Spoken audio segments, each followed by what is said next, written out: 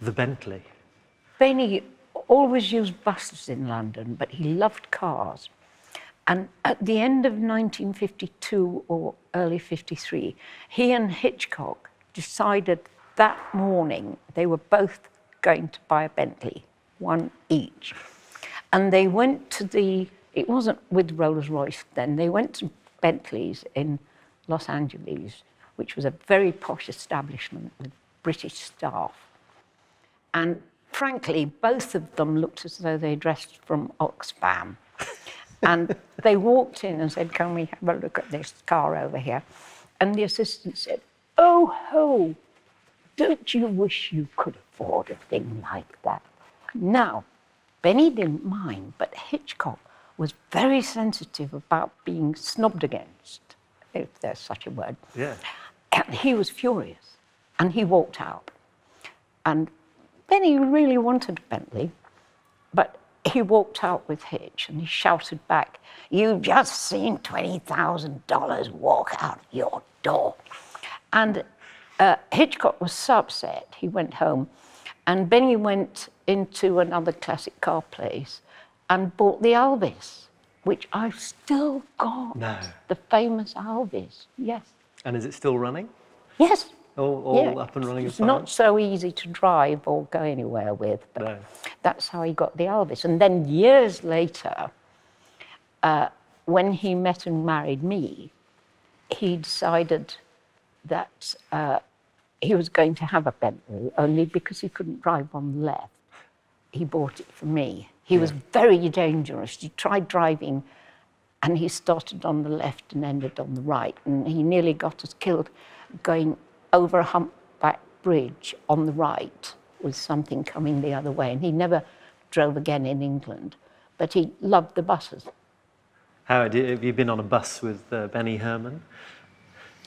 Well, he used to visit Liz Keys at London Management, which was my agent and his agent, and from there was a bus stop, and he would always stand and wait for a bus back to Regent's Park. And I would say to him, "Well, why don't you bring your car? You've got the wonderful Bentley Continental." No, he said, "I can get a bus. I prefer a bus." So that was it. So I didn't go on the bus with him, but I... Yeah. You probably watched him get on one. My last memory of him is actually, I myself getting on a bus, and no, I got in a taxi, actually. We'd both been to Liz, and I got in a taxi, and it was pouring with rain, and I went past the bus stop, and he's standing there, it's pouring with the rain, without an umbrella, like, "I'm going to stand here till the bus comes." I thought that was very typical of him. Did he like the, you know, the all human life was there on a bus, or was it, what attracted him to it? It got him where he wanted to go. Oh, right. And he was fascinated, because they had no such thing in California. Yeah. And, oh no, and because it was cheap, he liked that. He wasn't mean, ever. No. And if he was going anywhere else, he'd have a chauffeur and her car, but he adored the buses. Kind of magic there. As you say, particularly if you've come from California, where a bus will arrive, I think, as you said, about once a week. You know? Oh, and I must tell you, he was always supposed to be on a diet, so I stole his cash out of his pockets so that he couldn't go buying ice creams and things. So he didn't often have the money for a taxi, because I'd taken it. And in those days, you didn't have cards. There was no such thing. So I did it on purpose, because he'd buy burgers and ice creams and everything, and I was trying to work out the beautiful diet. So he had enough money for a bus fare, but he didn't always have enough money for a taxi. And one day, for the same reason, he went to the bakery in Camden Town and asked for a loaf of bread and counted out his money on the counter. And they didn't know who he was. And they said, "Oh, there isn't enough money there." And he came home and said, they were so nice. One lady said, "Let's cut the loaf in half for him." And the other said, "Oh, are we allowed to do that?" And the first one said yes. And he brought home half a loaf, because that's all the money he had. And nobody knew who he was. And this from the man who scored Citizen Kane Yeah. and right through to Taxi Yeah. Driver. You And make him sound like quite a naughty kid, and that's something I'd like to come back to. But I want to say, as a huge fan of Bernard Herrmann's music, I'm absolutely pinching myself now to be sat with Norma Herrmann and Howard Blake, because that puts me as close, I think, as I can get to Bernard Herrmann. So thank you so much for coming in and talking to us in connection with this Spitfire release. Norma, I'd love to just go back to your initial meeting with Bernard Herrmann, because there are some very funny stories about really what could be considered a pretty gruff chat-up routine from him. He didn't come across as a super charming man. How was your first collision with him, if I can put it that way? Now, when I first met him, I had been warned about him. I was going to a New Year's Eve party in the centre of London. New Year's Eve, terrible snowy weather. And they had said, oh, we've got this American coming and he can be a bit rude, so forgive him in advance. And I thought this was a bit funny.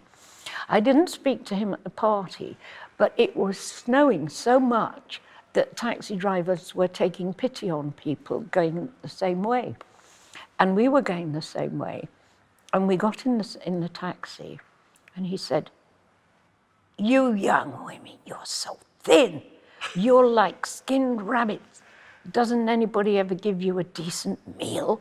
And I thought, this is a bit odd. And he said, "If you come out to lunch tomorrow, I'll give you a decent meal." And I thought that was funny. He could have said, "I'm divorced and I'm lonely in London." No, none of that. I was a skinned rabbit and he was going to give me a decent meal. What a chat-up line. Yeah, but I went, didn't I? Yes, you did go. And then I went somewhere else and somewhere else, and that was it. I don't know whether we'd call it a first date, but how did you first come to be with Bernard Herrmann and to work with Bernard Herrmann? Well, in 1967, I was signed up by a composer agent called Liz Keys, who represented some very distinguished composers like William Walton and Malcolm Arnold and Richard Rodney Bennett and Bernard Herrmann. And shortly after that, she said, "Would you like to meet Bernard Herrmann? He's in town, and he'd like to meet us at Fortnum and Mason." So I went along there, and I think the first thing he said to me, he says, "Do you know anywhere I can get a theremin in this town?" I said, I don't actually. I know what a theremin is, but I've never seen one. In fact, there wasn't one in town. So he said, "I want to use a theremin, something I'm working on, and what can we do?" So I said, "Well, I happen to have just bought the very first mini Moog off Dr. Robert Moog. Yeah. And it actually does exactly the same thing as the theremin. It's got a ribbon controller on it." And he said, "I don't believe it'll sound anything like it." I said, "Well, you can come and listen to it if you like." So later he came back to my flat in Hammersmith, and I demonstrated the Moog synthesizer to him. And he was hooked straight away? Yeah, and he used it thereafter on the films where he wanted it, mostly the horror films. Yeah, and science fiction as well? Science fiction. Or was that theremin on? I don't think he ever managed to find a theremin, but the Moog synthesizer not only does that, but did lots of other things as well. It's a very adaptable instrument. Yeah. I mean, did you find him incredibly open-minded to new technology in a sense that perhaps inspired by his days in radio? I mean, he was a genius at thinking of combinations of instruments to produce the effects that he wanted. Yeah. And I remember on Twisted Nerve, and he showed me some of the score, and there's like nine bass clarinets and 3 contrabassoons, and so he said, "What do you think?" And I said, I think it's going to sound very dark. he says, I want it to sound very dark. So he knew exactly what, but I mean, his lineups of orchestra, you won't find them in any guide to orchestration book ever written. Very unique combinations of instruments to produce what he wanted. And he was very outspokenly critical of composers who decided to use orchestrators. I think because he felt orchestration was absolutely part of his craft. I mean, he literally says they're crap in one interview. Well, he was very outspoken. Well, everything. Full stop. No, he said what he thought. I agree with him about that. I personally also always orchestrated my own scores, but there are a great many composers who don't. They don't have that gift. So I think Bernard had that gift, and he used it. And so he couldn't understand why other composers wouldn't do the same. Norma, you've once described Bernard as rather like a toffee apple. Yes, there's no denying that. I spent a lot of my time with him keeping the peace. And trying to stop him insulting people. And but it was always about music. Always, because his standards were so high. And it sometimes got very embarrassing for me, because I might be friends with the wife. And I might think, what am I going to say to them? Yes, he could be very, very abrupt, but in 2 minutes it could be forgotten as well. But it was always about standards in music. And he couldn't tolerate ignorance or arrogance about music. And where you and I might sit by a pool reading a paperback, he would read a score. Right. And on a long car journey or plane journey, he would read a score and just read it. And, and I think a lot of his success in the film business was because he was so deeply educated in music of all kinds and all periods, that he knew what an orchestra could do, and he knew what emotions and music could evoke. He was such a fierce proponent of people pursuing an individual style. I mean, he hated the idea of fads and fashions in music, from what I can gather. And in film, that's very often subject to fads and fashions, and also you have to really work and compromise with other people. So it's really interesting that he found himself in film. And was that also a source of great frustration for him? You know, he had the row with Hitchcock about Torn Curtain. Yeah. He would never listen anyway to anything a director or producer said. That is the beginning. I will do the film or I will not do the film. And if he's doing the film, the first time they hear anything about any of it is on the day of the recording. And he would never listen to any suggestion. A famous suggestion was, for instance, in Psycho, see what you can do with it, but no music in the shower. Right. We know about that. But the row with Hitchcock over the Torn Curtain was because he was asked to write a pop song. And he did his best for the film. And if it needed one, he could write one. He once got one in the hit parade for a film called something about Jenny. He could write a song, but he did what the film needed, and that caused the whole breakup with Hitchcock. Did he ever really get over that bust-up with Hitchcock? No. All those years, he was very upset. Because in a way, Hitchcock was a mentor for him. And they were intimate. They had dinner together, they washed up together, they went places together. And I think he always wished they could get back together as friends. It has been written and said that they never spoke again. They did. It was very brief and it wasn't cordial. When Benny and I got married, we went back to LA and we went to Universal, and he wanted to introduce, I think he was trying to make an overture. And he took me to introduce my new bride, which he lent me, to Hitchcock. And Hitchcock answered the door. It was only a tiny little suite of offices, which upset Benny because because Hitchcock used to have an empire down there.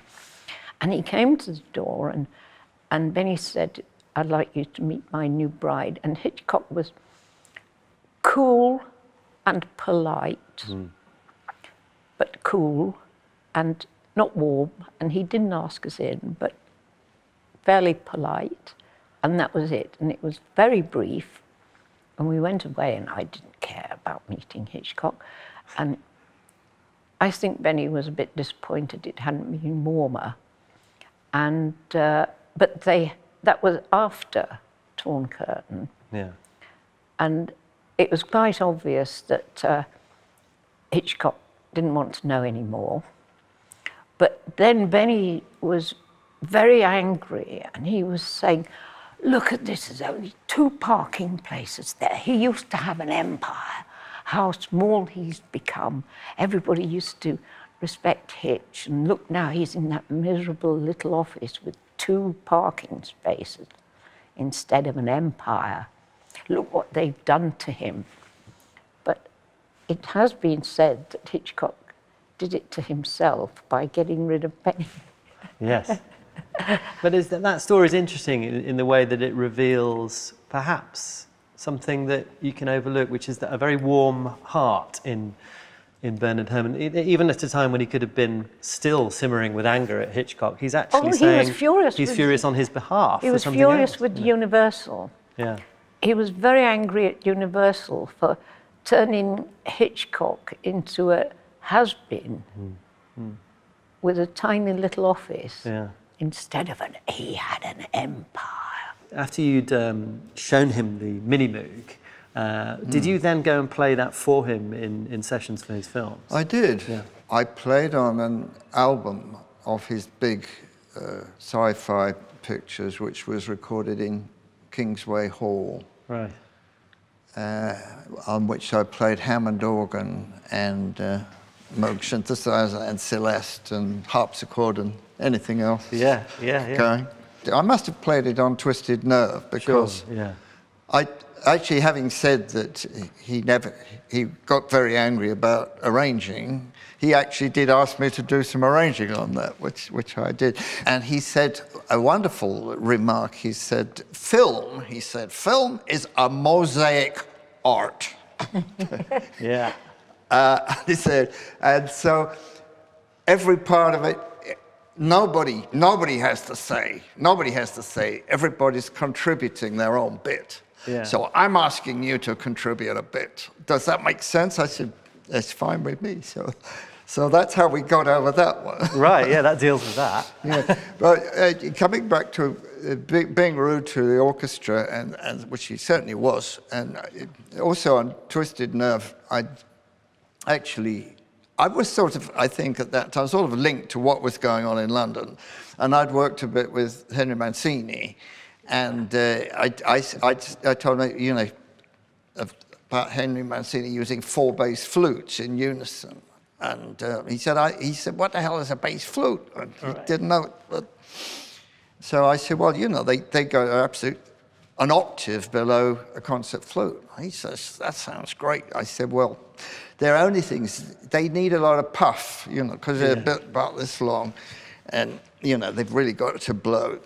And he said, I could use that for this opening theme. I said, well, you've got to put some breaths in it, otherwise they run out of... He said, don't tell me how to write for the flute. Well, I'm sorry, you just said you've never met this instrument. Anyway, we get there, and it's 9:30 in the morning at Shepperton, and it was a very new instrument at that time. Right. And the 4 guys had probably hired them from Booze and Hawks or somewhere. And they hadn't warmed up. And he'd written a great long tune with no breath in it. So I said, exactly what I said, don't do that. So they started off and they played this. It sounded terrible. It sounded terrible. So he paused and he looked up and he said, I could make a better sound than that by farting. And charming. there was a terrible hush in the studio, and I said to Benny, you're not going to ingratiate yourself with the orchestra if you talk to them like that. Be a bit nice. He said, don't tell me how to talk to an orchestra. I said, I'm telling you how to talk. So we had this sort of relationship. A bit of a ding-dong. Can I tell you about Howard Blake? Yeah. Well, there's a wonderful quote from you where you said that you liked Howard Blake before everyone liked Howard Blake. I love that. Yeah. Now, he was a slip of a boy, young lad, and it amazed me that Benny, he thought you were wonderful, because Benny had no tolerance at all for anybody younger, less experienced than he was, and in some cases, though not yours, less well-educated. No patience, no tolerance at all. And any young person he ever had to work with lasted 2 minutes and often went away in tears. And he thought this Blake was wonderful. He said you would go far, and you went far, didn't you? But I don't know, do you think it's because you answered him back? Yes. I mean, I've always stood up for myself. I come from quite a hard beginning. Right. And, you know, nobody's going to put me down. So, but I loved Benny from the start. Yeah. And we got on well, but he knew what he was talking about. But I, from the perspective I had at that time, I knew what I was doing too. So we could give as good as we got. Yeah, he wanted to take down people who were above their station, but he was actually very warm to. I mean, he was such a, he was so encouraging and so welcoming of new music, and did a lot in those radio years, didn't he, to expose and get new music played? Well, he was very helpful to me, in fact, because I, at that time, when I was working mostly as a session musician, as a keyboard player, and I was doing a bit of work, and he said, do you write seriously? I said, yes, I do. And I'd written an orchestral piece, Movement for Orchestra, symphonic piece, which nobody was interested in. And he said, I'd like to see it. So I took this score to it and to him. And next time I saw him, he said, you write really well. Have the BBC played this? Yeah. I said, they're not interested. He said, that's crazy. It's brilliant. So he then actually spoke to, he was a great friend of Laurie Johnson, who was at that time writing The Avengers. And Laurie wanted to, he'd been offered a film in Hollywood, and he wanted to go over there and give up The Avengers. He wanted somebody to take over writing some episodes of The Avengers. And he asked Benny if he'd like to do them. And Benny said, no, I wouldn't do them. But he said, you've got a boy playing piano for you who could do it, and his name's Howard Blake. So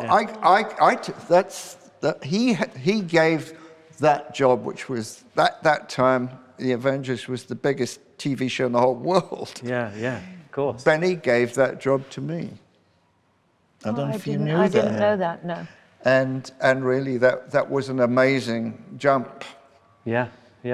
It's indicative of that, of a real warmth as a humanity. Going back to the toffee apple, however tough and difficult the exterior was, there are lots of stories that reveal that warmth. I'll tell you another story of him, which sort of reveals the sort of person he was. That he asked me if I would play on the film The Sisters, and I played Moog on that synthesizer and other things. And it's a very horrible subject, as you may know. And I'm sitting and I'm watching it, and I'm there, and it comes to the coffee break, and Ben is we're in quite a small studio, and Benny says, "What do you think?" And I says, it's a pretty horrible subject, Benny. I said, do you really think you ought to be doing a thing like this? And instead of, I thought he was going to say, mind your own goddamn business. Right. Instead of which, he started crying. Right. And he said, I just need to work, Howard. I just need to work. You're right, but I want to work.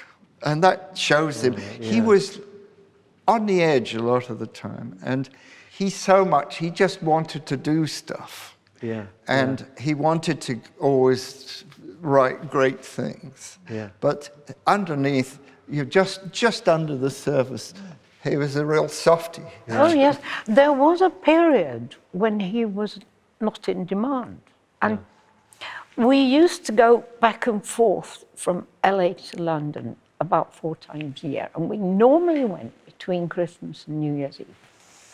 And the first few years, we arrived there, and there were that many invitations for New Year's Eve. And then one year, we did the same thing, and we got no invitations for New Year's Eve. And I said, what's happened? And he said, no, I haven't got a film. And in LA, if you haven't got a film, nobody invites you anywhere because they think the unemployment will rub off on them. Right. And he was also, when we first used to go, there used to be lots of phone calls saying, oh, are you available for this, that, the other? And it may be a half-hour cowboy film or a detective thing. And there was nothing going. And he rang Lionel Newman, who was a musical director of the studio, the brother of Alfred Newman, and said, oh, have you got anything going? I'm over here for a few months. What's on the cards? And Lionel Newman said, sorry, Benny, we've decided to run with the kids. And he was so upset and furious and paced up and down, run with the kids, run with the kids. And then, of course, not very long after, when he'd been taken up by Scorsese and was being pursued by Spielberg and done this with Brian Palmer, who should ring him up and say, when are you available, when are you available? But Lionel Newman. And I was there and I saw Benny shaking his shoulders with laughter and he said, I've decided to run with the kids. Put the phone down. But you can just imagine how much satisfaction that gave him. I mean, forget the job. Just he must have. It's like he was storing that up and then had the perfect moment to say that line back to someone. He wasn't in big demand when I met him. Yeah. Was it around the Truffaut? Was it Fahrenheit 451? He was with Truffaut. Yeah. Truffaut, he'd done a couple of things with Truffaut. Truffaut was still interested in him. But Truffaut wasn't massive box office. Right.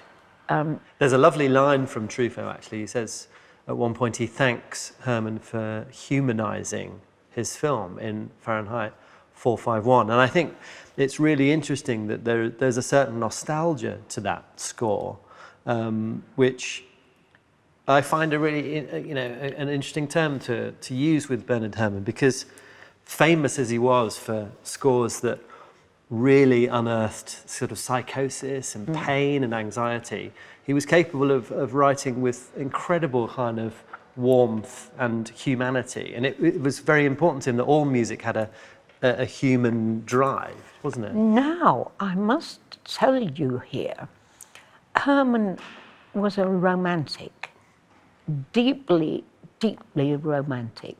The fact that he's best known for Psycho and things like that is by the by. He was romantic. I think he once said his own favourite score of his was a thing called Ghost of Mrs Muir that not many people have heard of, and Vertigo, which was romantic, and that's where he felt he belonged at heart. Yeah. Though there is an art in scaring people to death, and he was good at it, but he was a romantic. Yeah, yeah. You know, when you were sat playing for Herrmann, what were you thinking? Were you thinking about this composer? What innovations could you see? What differences were coming to light? He was actually taking the view that the film was, the music should reflect each shot. The music should be a psychological commentary, or it should work with the film, and that you're not trying to make a name for yourself as a great tunesmith. Yes, and so yeah. In that sense, I would say he was an innovator. Bernard Herrmann coming in is saying we can learn from what's going on in contemporary serious music. Yes. We learn from Schoenberg and Stravinsky and so on, yeah. and put that all in, which is.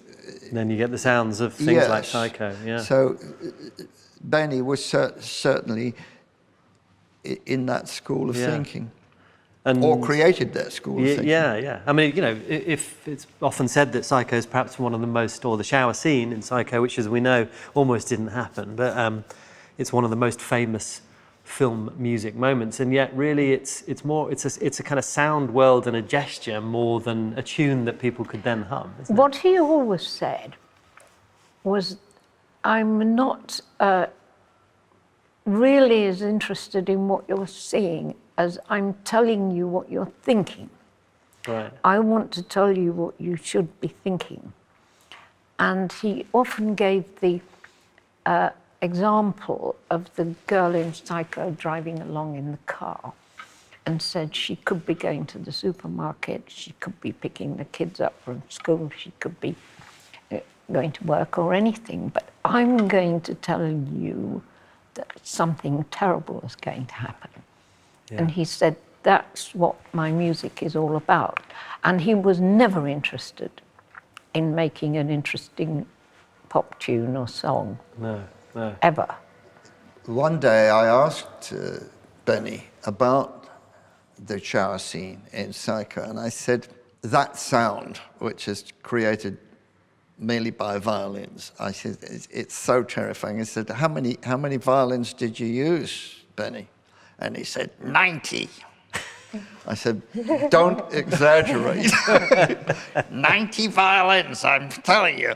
And I think maybe it was true. And I think because he would have had, at that time, the string sections in Hollywood were fantastic. Yeah. Mostly because so many people had come from Europe. all the great leaders of all the great orchestras in Europe were all working in Hollywood.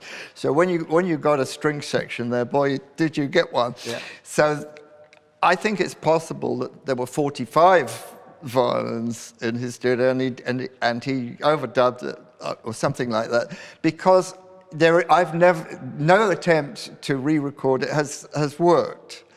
And I think it is actually the sound of 90 violins playing unison at a very high level, which is absolutely terrifying. Muted as well, I think. No, not muted. I wouldn't. No, I wouldn't say so. No. Right. They're playing flat out with a lot of scrape on it. It's a terrifying sound. Yeah. Once we were, I think it was something on the radio we were listening to about Herrmann music. He and I listening together. And somebody said, a Psycho score is all based on birds of prey because Norman Bates is eating peanuts and stuffing birds and things. And it's all about birds of prey. And I said, oh, isn't that silly? And then he said, he could be right. How do we know? It could possibly be.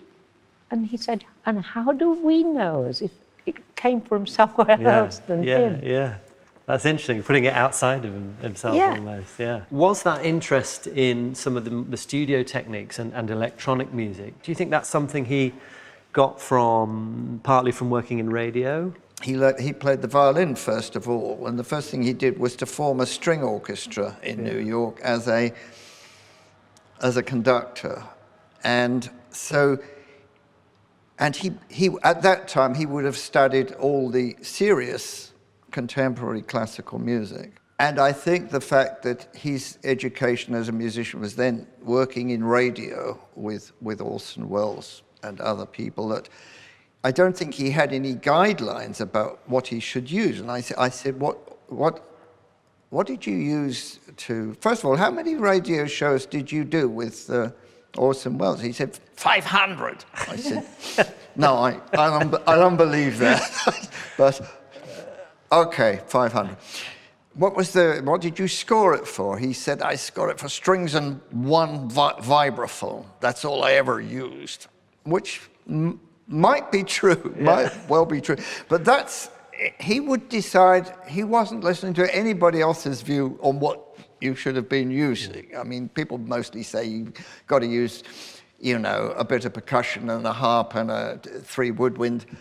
Bernie would say, so he knew about string orchestra and string sounds, and he knew about modern music and the sort of music that was being written by people like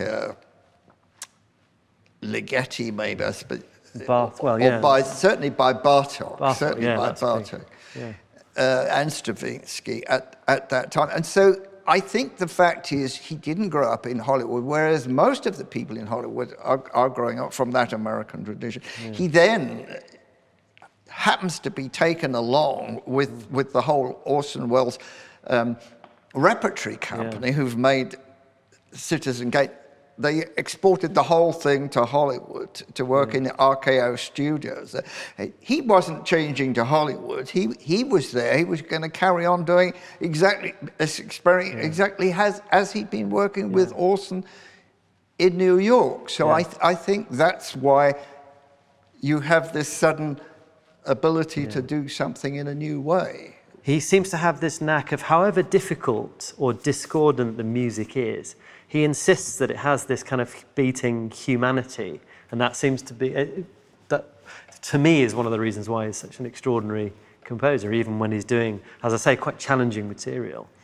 You can hear the kind of, the anxiety, the reality, the humanity in it. Benny did suffer from quite a lot of anxiety himself. Certainly. And it was in him that he was this person, he felt in many ways that the world was against him, and he took criticism he was hurt very, very much by any sort of criticism. He pretended that he never read critics. Right. He told people, never, I wouldn't dream of it, what do they know? Why should I bother? Never read them, never read them.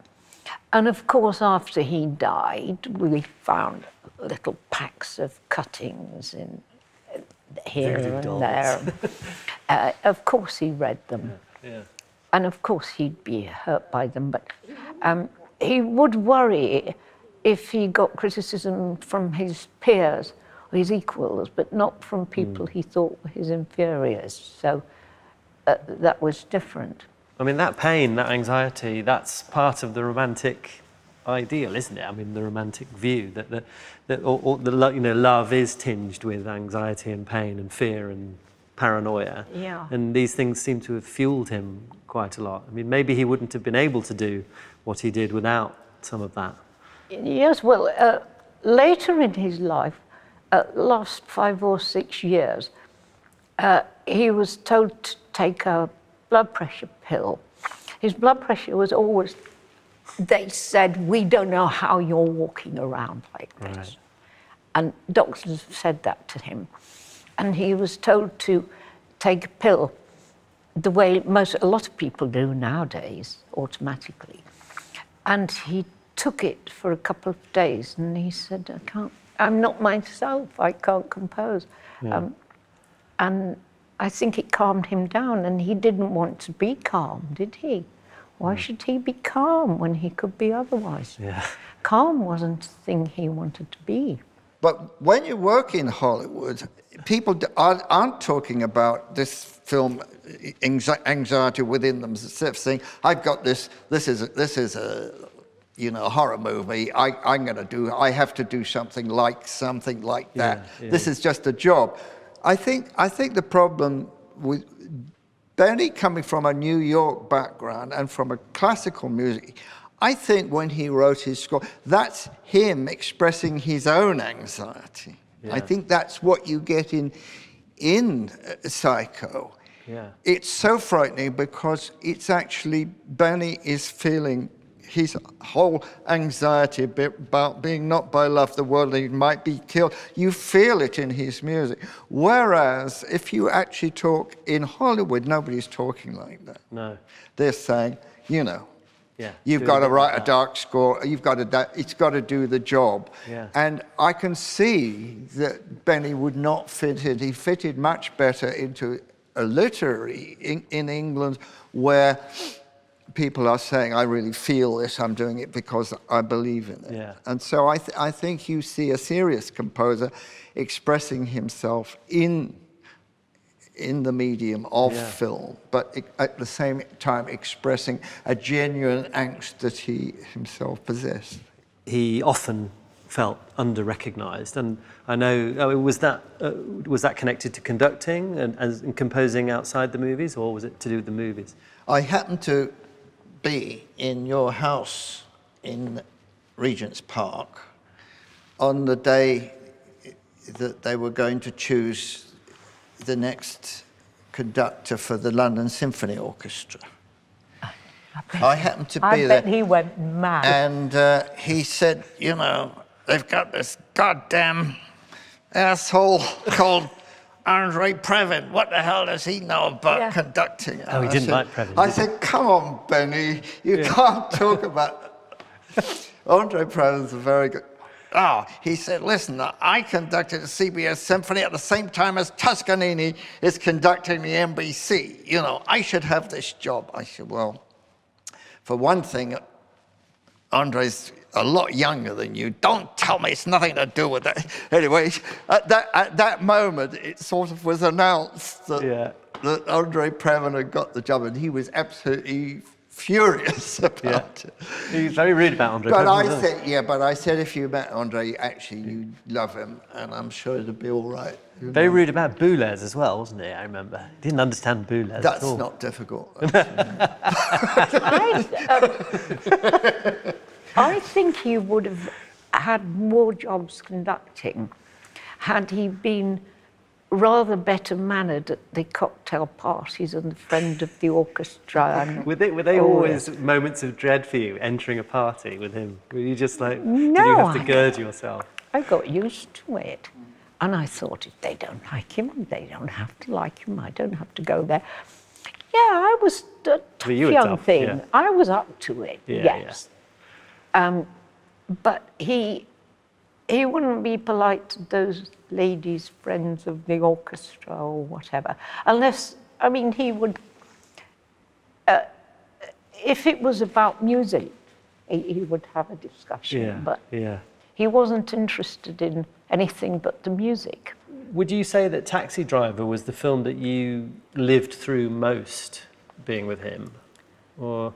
Well, Taxi Driver, of course, that was the one, the night he died, after he'd just done that, went over to Hollywood. I wasn't going to go with him. Yeah. And then I thought, may as well. Good job I did. After that recording, Larry Cohen and his wife picked us up, and Larry said, oh, I want to show you my next film I want you to do. And after a whole arduous day of recording Taxi Driver, we went to see another film that Larry Cohen wanted him to see. But next day, he was supposed to meet Steven Spielberg. That was Christmas Eve. And of course, he died in the night that night. But Spielberg wanted him, and Martin Scorsese had introduced him, and there was going to be a meeting Christmas Eve. Bernard Herrmann's often referred to as an innovator. Was that something he was aware of, or was he just pursuing doggedly, you know, his vision? Was he concerned about being someone pushing things on and innovating? I think he was, because actually, if you look at his activity within the pure world of contemporary music, he spent a great deal of his time pushing the works of Charles Ives, who was not known in America, and his music is very strange, and it's a curious mixture of gospel hymns and marching bands coupled with an extreme atonalism and collaging as well was an important part. Mixing up things like two brass bands going in opposite directions, passing in different keys. Amazing stuff like that. He believed that it's important to innovate, to do new things in art. So I think he very definitely did that. So taken apart from his work in film, he was a great promoter of new music of that time, effectively so. And he actually, I believe, paid for an album, or he certainly did an album of Charles, the work of Charles Ives. So, and others. And so in my case, he helped me. He was interested in people doing new things, and he did push for new things to happen. Yeah. It wasn't just new things. He once got a bee in his bonnet about a symphony by Joachim Raff, and he thought this was brilliant, and nobody had ever recorded it. And it was, I think, how many, 2 centuries old or one? Raff's about mid-19th Had to be done, had to be done. And he said, I'll pay for it, it's got to be done, everybody should know this. And totally unselfishly, he thought everybody should know it. And I went to the recording, and in the interval, Benny said to the fixer, the orchestral fixer, "What are they saying? What are they saying?" And the fixer said, "They're saying at this rate they'll have finished by 5:30.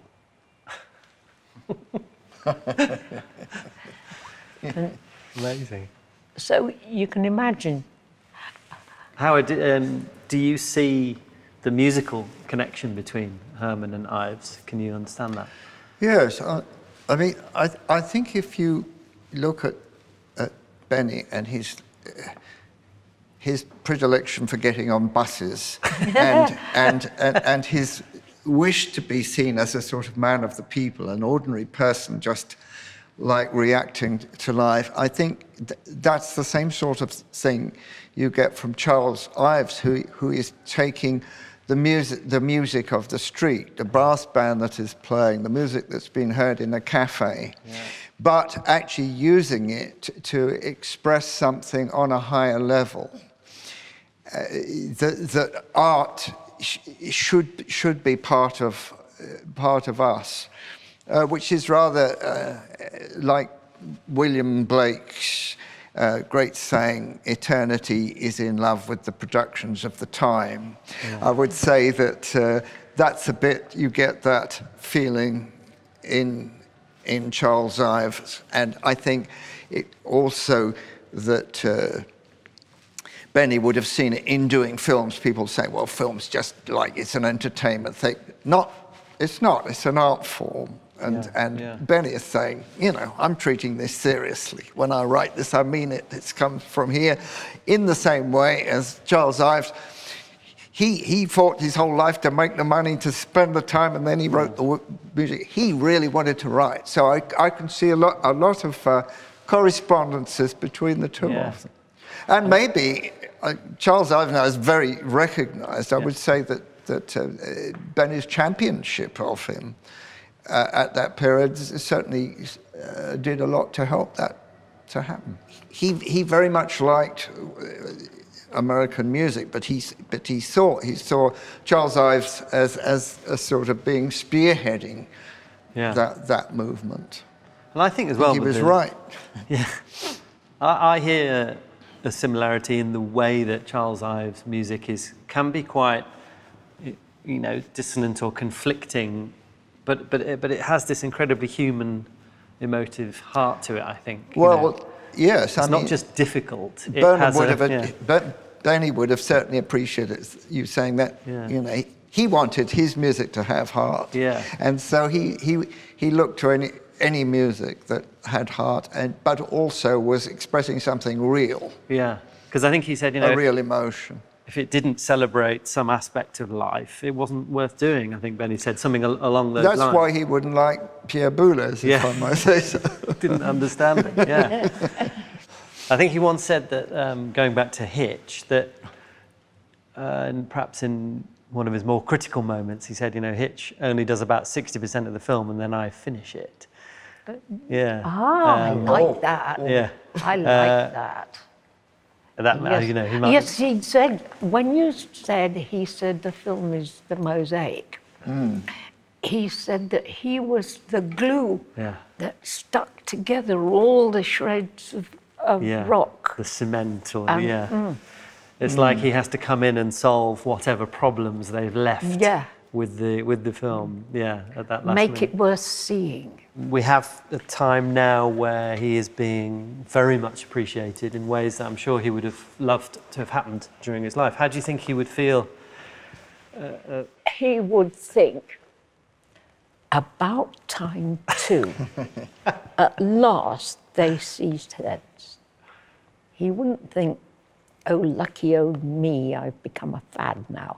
He would think that's just as it should be, but it took them a long time. Well, Howard, Norma, can't thank you enough for bringing me, as I said at the beginning, this close to the work and life of Bernard Herrmann. So thank you so much. Thank you. Thank you.